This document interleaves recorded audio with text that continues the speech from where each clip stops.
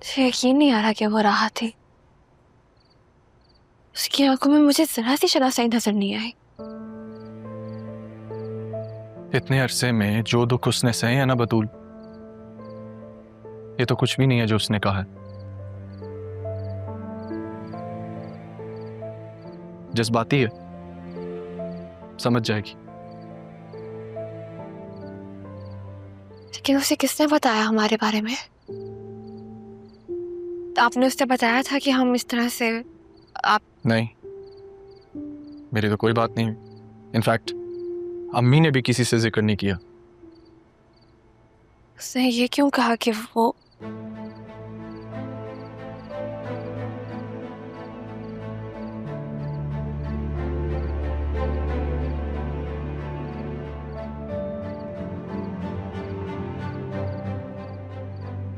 ये क्यों कह रही थी कि वो दादा जान की आखिरी ख्वाहिश पूरी करेगी?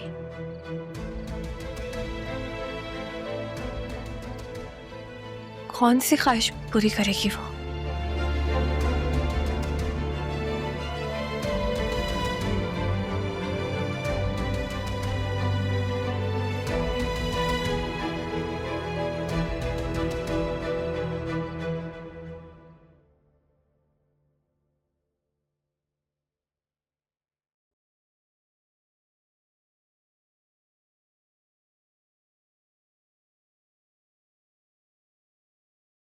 कबीर, एक बात पूछूं? पूछो। जब तारा यहाँ से गई थी तो बिल्कुल ठीक थी। थोड़े से दिनों में ही ऐसा क्या हुआ कि उसका दिल ही बंद हो गया? क्यों? ये तुम क्यों जानना चाहती हो? वो तो तुम्हारी सौतन थी ना। कबीर, मैंने जो कुछ भी किया मैं उस पर बहुत शर्मिंदा हूँ। मेरी और खाला की गलती की सजा राहा और तारा ने सही है।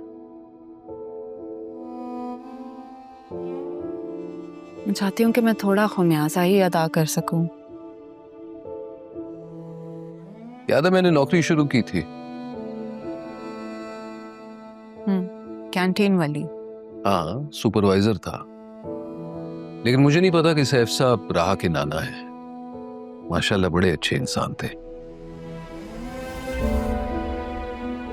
लेकिन ना मैं उन्हें जानता था और ना वो मुझे। मुझे तो बस उनके इंतकाल पर पता चला कि वो मेरे ससुर थे। और शायद वही तारा ने भी मुझे देख लिया। अचानक एक दिन वो ऑफिस आ गई, कहने लगी कि नौकरी छोड़नी पड़ेगी, राह की जिंदगी से मैं दूर चला जाऊं।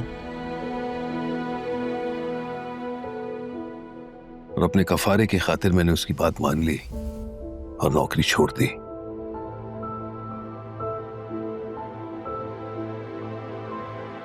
लेकिन आखिरी ड्यूटी मेरी राह की निकाह पर लगा दी। क्या? राहा का निकाह हुआ हुआ है? कब?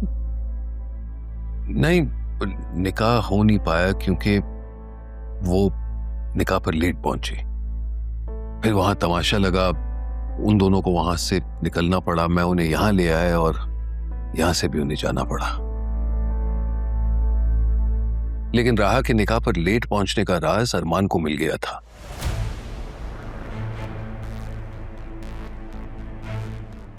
वो जानता था असली वजह क्या है और वही बताने तारा के पास गया। कैसा राज? मुझे नहीं पता, लेकिन शायद वो राज सुनकर तारा का दिल बर्दाश्त नहीं कर पाया और वो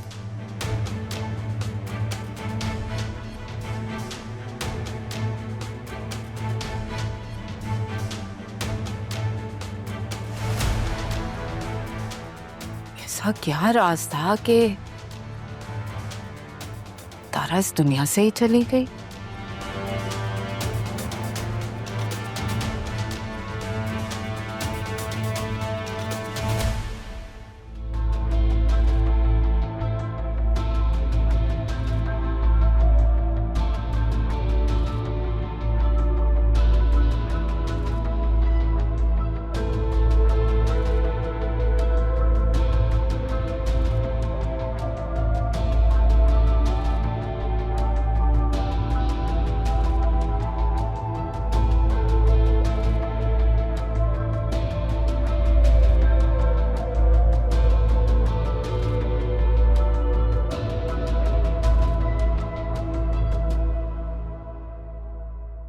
जी डैड।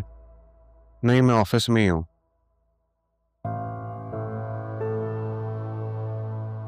अरे एक सेकंड, मैं आपको कॉल करता हूँ। हाँ, तुम वापस आ गई? कैसे हो जरीन? मैं ठीक हूँ। I am so happy to see you. मेरी बात मान ली तुमने?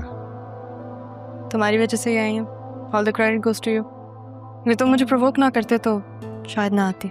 तो अच्छा किया मैंने तुम्हें प्रोवोक करके। आई एम सो ग्लैड। इस बिजनेस को जितनी तुम्हारी जरूरत है, तुम्हारा यहाँ होना बहुत जरूरी है। इसलिए तो आ गई।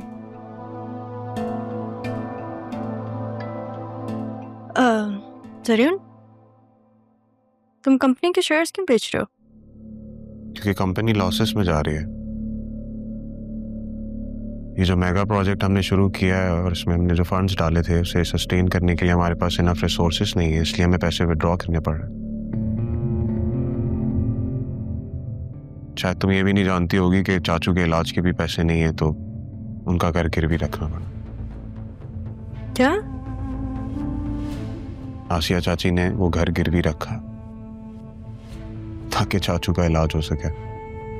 डॉक्टर्स ने भी कोई खास रिस्पांस नहीं दिया है, तो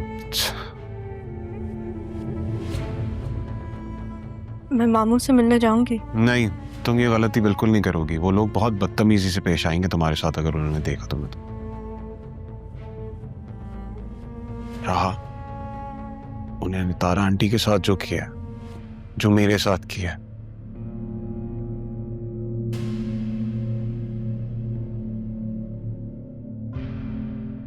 अतुल मुझे छोड़ के चली गई अरमान के पास।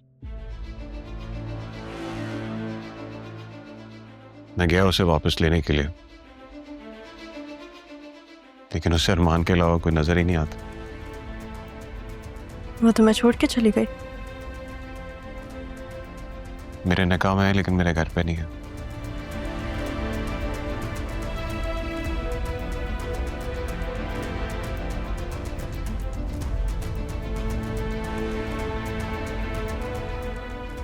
चलो अच्छा हुआ कि तुम आ गई। मेरे साथ आके प्लीज एक दफा इन प्रोफाइल्स को लुक आफ्टर कर लो। कम।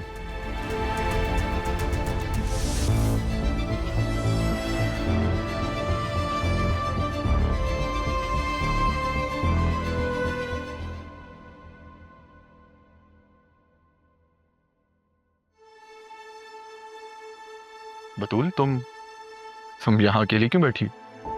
क्यों? अब बैठने पे भी आपकी परमिशन की जरूरत है। नहीं, मेरा वो मतलब नहीं था। ये पूरा घर आप ही का है, जहाँ दिल चाहे बैठे।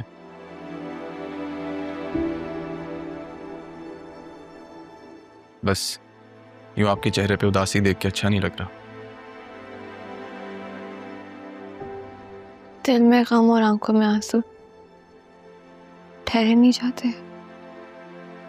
समझ सकता हूं मैं, लेकिन पता है, फरेब तो समझो एक साया है। तुम्हें उसी खुद फरेबी से बाहर आना होगा। जो कुछ भी हमारे साथ हुआ है, क्या हम ये जंग लड़ सकते हैं? इंसान अगर हिम्मत ना हारे ना बतूल, तो वो कुछ भी कर सकता है।